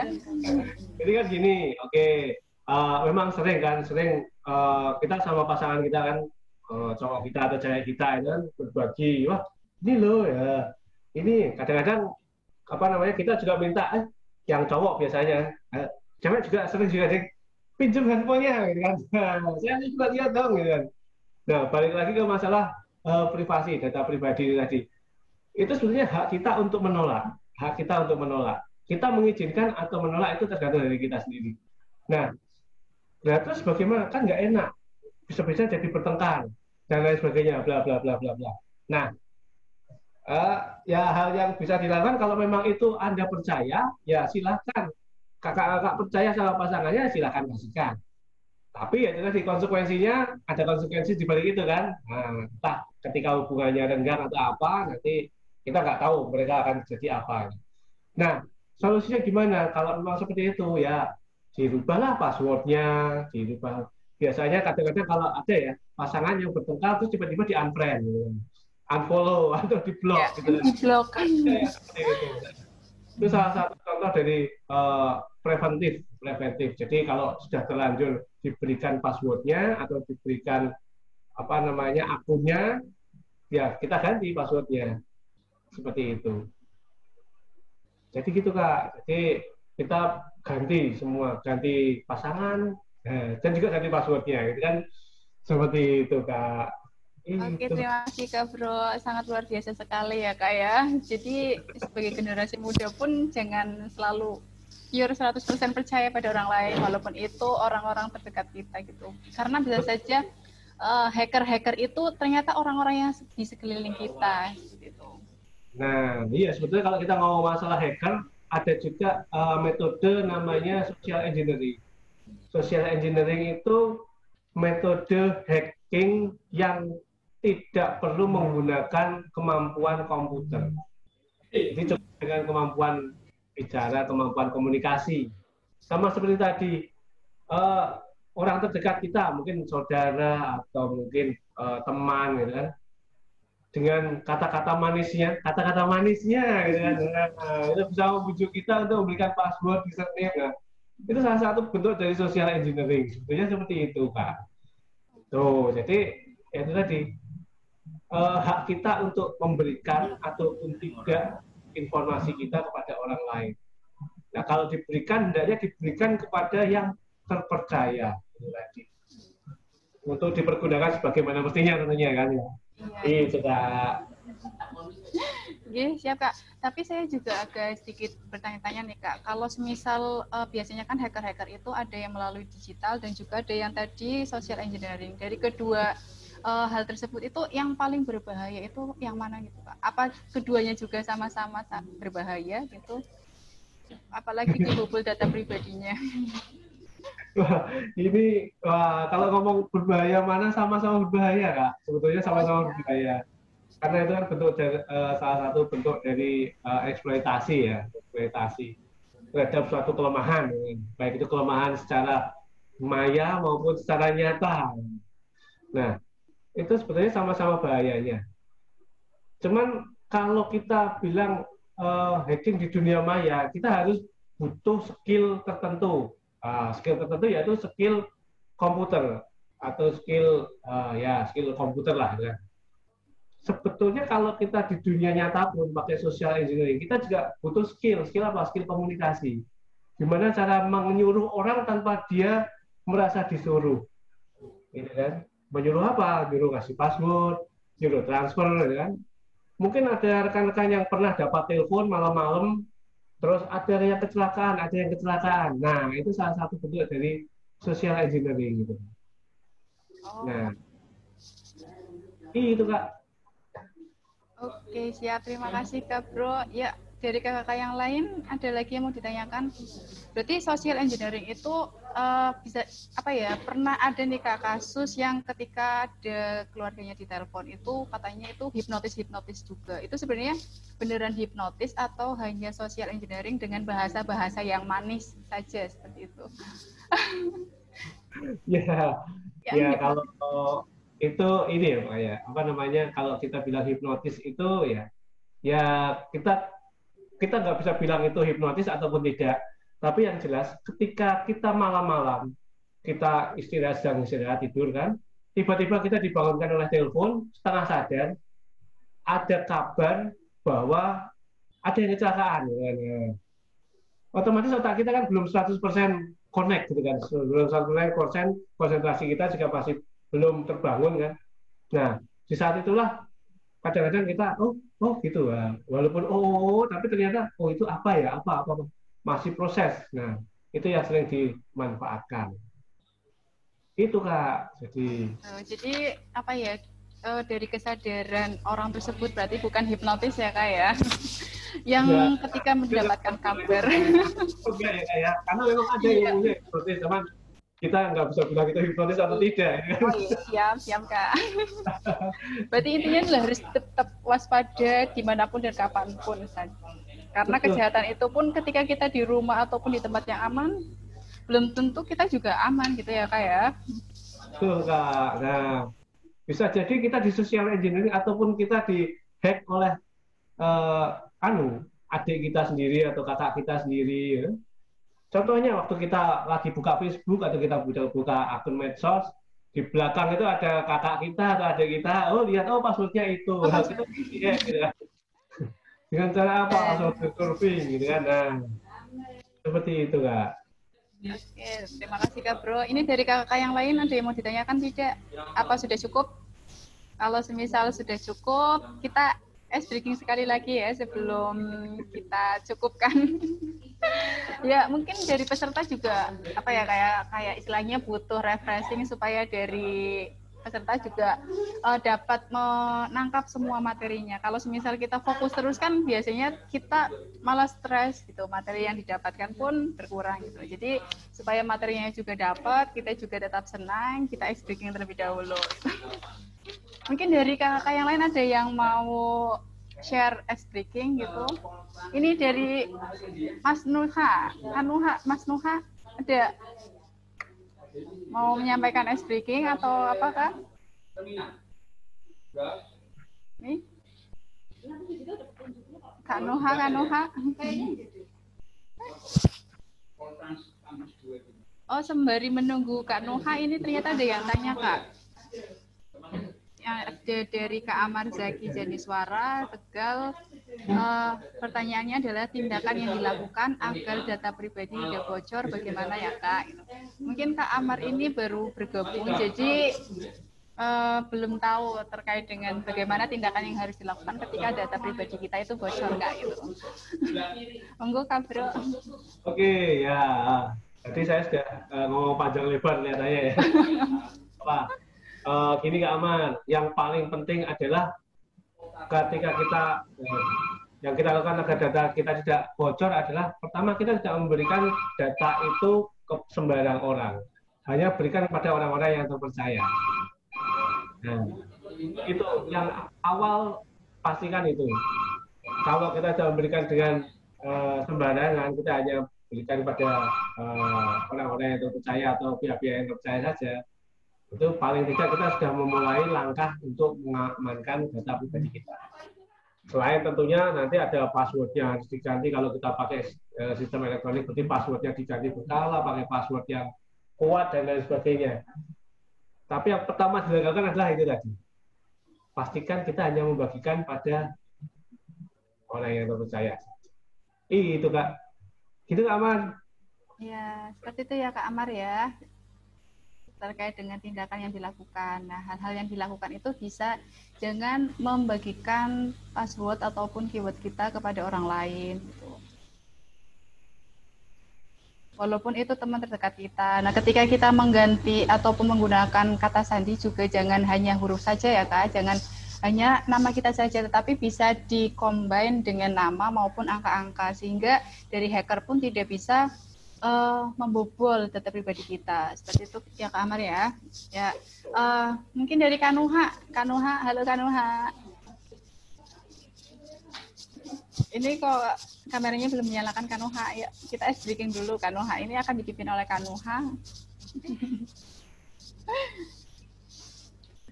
Sepertinya Kanuha, halo.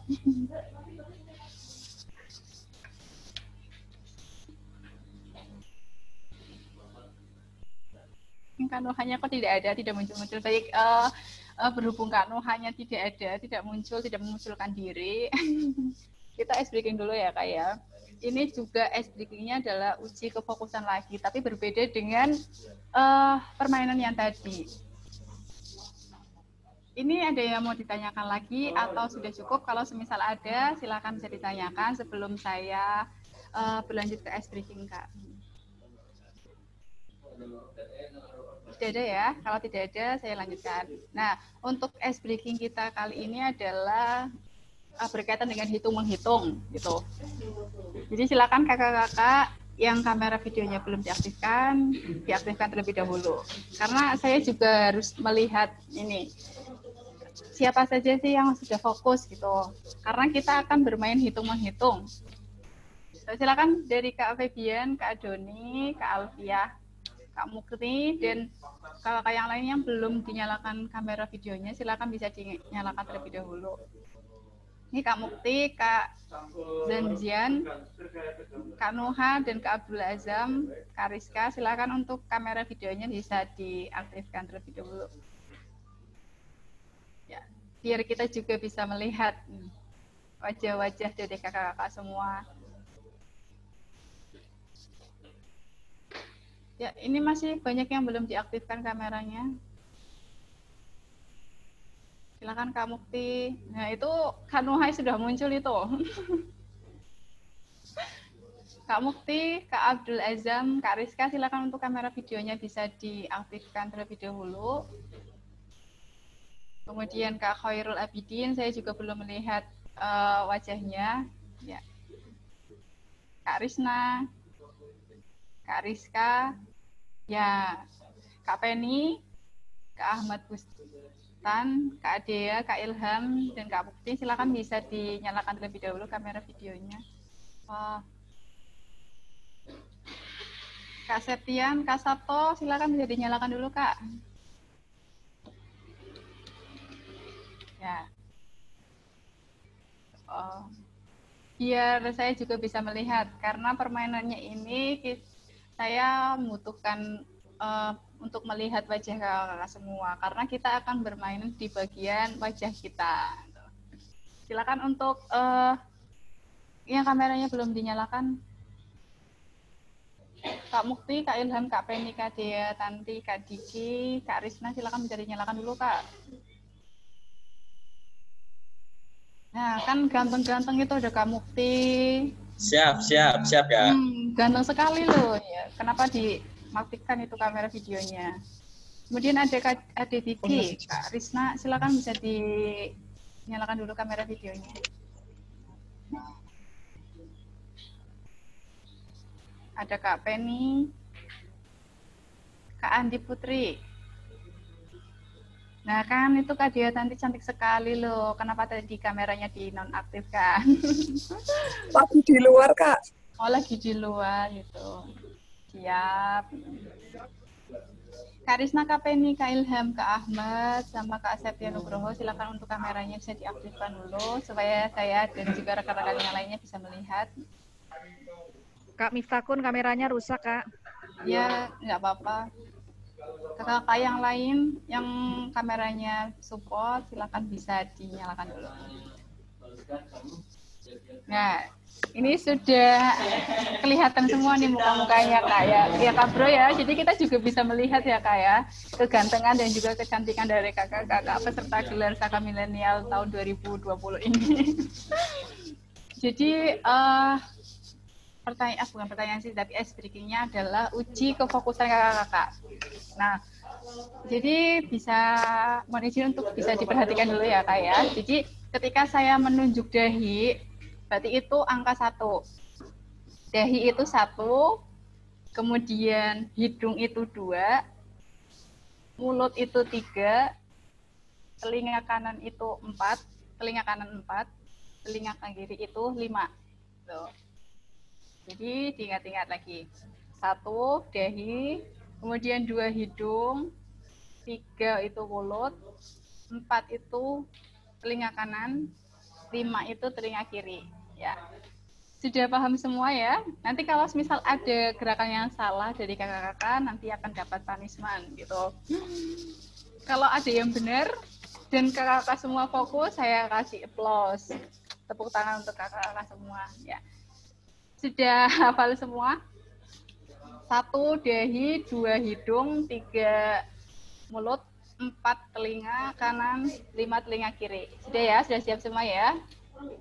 Nah, ketika saya menyebutkan angka 1, berarti kakak-kakak memegang bagian apa? Bagian dahi. Tapi jangan kayak pusing-pusing gitu ya. Biasanya kan kalau yang pegang dahi itu kelihatan orang yang sedang pusing ataupun capek gitu. Ya, kemudian ketika saya menyebutkan angka 4, kakak memegang bagian yang mana? Telinga kanan. Telinga kanan ya. Kemudian ketika saya menyebutkan angka 3. Mulut. Ya. Ini kalau ada yang tidak mempraktekkan berarti nanti yang akan menjadi pemandu menggantikan saya berarti kakak yang tidak melakukan gerakannya ya. Kemudian ketika saya menyebutkan angka 5. Telinga kiri. Telinga kiri. Oke. Ketika menyebutkan angka 2. Hidung. Oke. Kita cek lebih dahulu ya kefokusan dari kakak-kakak. Sudah siap semua? Ini untuk satu nomor terlebih dahulu. Siap ya? Ya, silakan kakak-kakak. Nomor 3.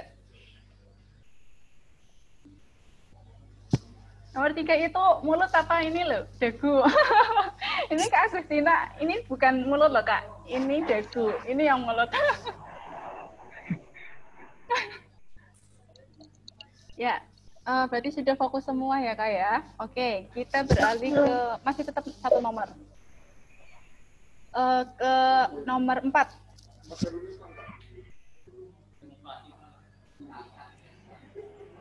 Oke. Nomor 4. Masih fokus. Kemudian ke nomor 1.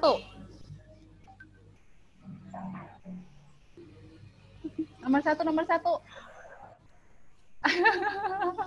Oke, ternyata ketika saya menyebutkan satu nomor, kakak-kakak semua masih fokus. Kemudian kita berlanjut ke 2 nomor. Kita lihat kefokusan dari kakak-kakak. 2 nomor dengan saya hitung seperti itu. Sudah siap semua? Sudah. Oke, ketika sudah, siap-siap. 1, 2, 3. 1, 5. 1, 5. Oke, semuanya sudah oke. Oke, ternyata semuanya masih tetap fokus. Kemudian kita ke 24. Ayo 24 itu Kak Abidah. 24 bagaimana 24 seperti ini ya Kak ya. Oke. Lagi. Tapi cepat dalam hitungan ketiga semuanya harus sudah melakukan kegiatan tersebut. Kita mulai nomor 52. 1, 2, 3. Oke, ternyata semuanya masih fokus. Ini ada juga yang kebingungan. Ini ada Kak Ari, ternyata belum fokus ini Kak Ari. Masih pada Kak Ari nggak bisa fokus, lihat pemandunya. Ini sepertinya harus diganti aja ini pemandunya. Kak Ari aja ya. Gimana? Gagal fokus, lihat pemandunya Kak Ari. Lihat pemandunya apa lihat peserta yang lain ini Kak? Oke, kita coba lagi nih. Ini yang terakhir ya Kak ya. Sebelum saya langsung untuk kegiatan pada siang hari ini. Oke, saya pengen 45. 1, 2, 3. Ya, ternyata semuanya sudah fokus. Ini ada yang malah itu 25 ini. Ada Kak Riangga Pratama. Aku.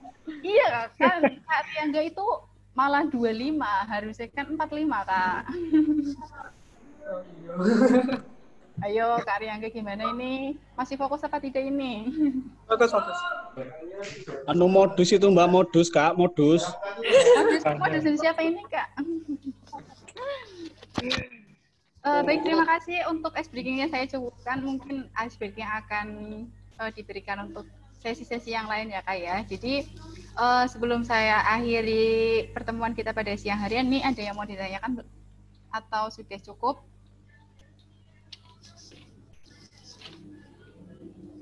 Sudah cukup ya. Jangan lupa kan nanti kita juga ada sesi foto, jadi jangan leave terlebih dahulu.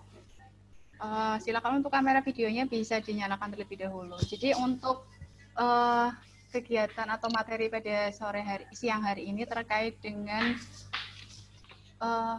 perlindungan data pribadi ini ada beberapa poin yang dapat kita ambil ya Kak ya. Tadi yang sudah disampaikan oleh Kabro terkait dengan hal-hal apa saja sih yang dapat dilakukan untuk menjaga data pribadi kita gitu.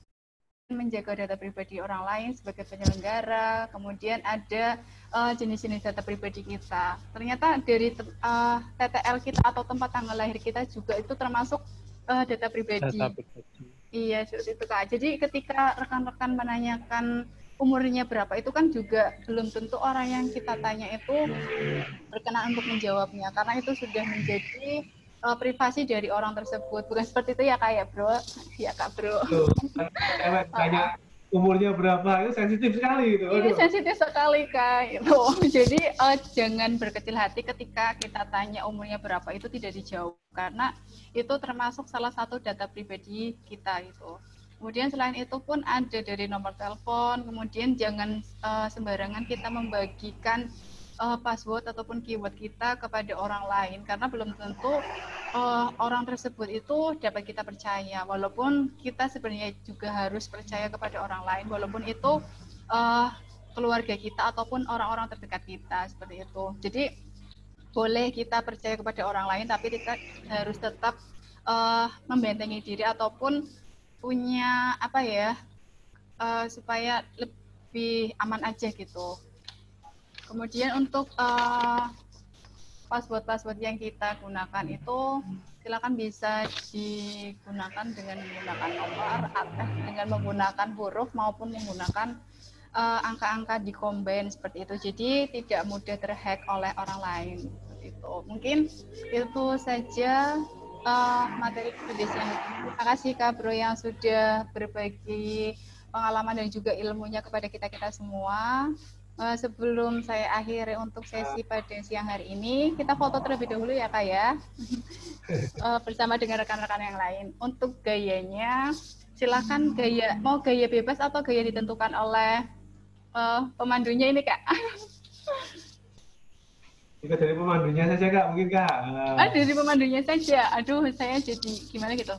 Berhubung ini kita sebentar lagi memperingati Hari Pramuka. Kalau kita hormat bersama bagaimana Kak untuk gayanya? Oke, siap. Ya, silakan bagi kakak-kakak untuk slide yang pertama terlebih dahulu ya Kak. Untuk kakak-kakak yang lain tetap kita lakukan hormat terlebih dahulu, karena kita juga tidak tahu posisi kakak-kakak itu berada di slide yang pertama ataupun di slide yang kedua, seperti itu. Silakan bagi kakak-kakak untuk memposisikan diri dengan posisi yang hormat seperti itu. Ya, sudah siap semua. Kalau semisal sudah, dalam hitungan ketiga kita lakukan sesi pemotretan seperti itu. Ya, 1, 2, 3. Ya. Bentar Kak, saya simpan terlebih dahulu.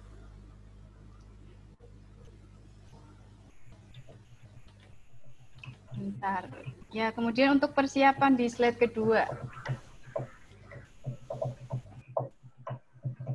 Slide kedua, silakan kakak-kakak bisa persiapan dengan posisi hormat seperti itu. Ya, sudah siap semua? Dalam hitungan ketiga, silakan bisa action dengan muka-muka yang manis dan juga gantengnya. Ya, 1, 2, 3.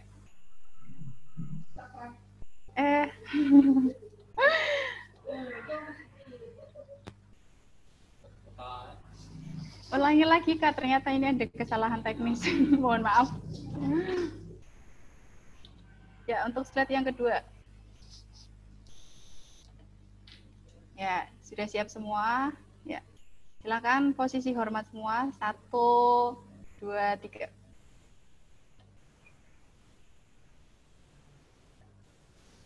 Oke, terima kasih kakak peserta gelar Saka Milenial Kuarti Daerah Jawa Tengah tahun 2020 ini, dan terima kasih juga kepada Kak Broto yang sudah share pengalaman, benar-benar share ya Kak, mulai dari hari kemarin sampai hari ini, iya Kak. Sangat luar biasa sekali. Ini sepertinya juga antusias dari peserta juga banyak ya Kak, karena yang mengikuti kelas kita pada siang hari ini juga hampir menyentuh angka 40 Kak, gitu. Karena kita hari ini juga ada 3 kelas dengan materi yang berbeda-beda. Ya, mungkin cukup sekian untuk materi pada siang hari ini. Apabila saya adalah memandu kegiatan ataupun webinar pada siang hari ini banyak kesalahan, saya juga mohon maaf. Kurang lebihnya saya mohon maaf. Saya akhiri, wassalamualaikum warahmatullahi wabarakatuh. Waalaikumsalam. Salam pramuka. Waalaikumsalam. Salam pramuka. Iya. Ya, silakan bagi kakak barangkali ada yang mau berkenalan ataupun Cari jodoh. cari jodoh silakan. Biar jodoh. Dan kalau misal ada kegiatan yang lain juga diperkenankan untuk meninggalkan room. Oh, dadah. Kak Sabto,